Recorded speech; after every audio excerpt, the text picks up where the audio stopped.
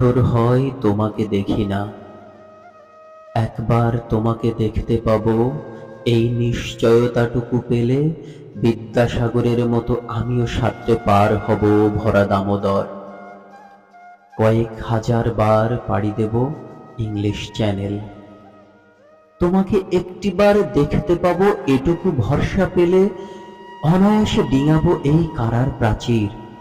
ছুটে যাব নাগরাজ্যে, পাতালপুরীতে, কিংবা বোমারু বিমান ওড়া শঙ্কিত শহরে।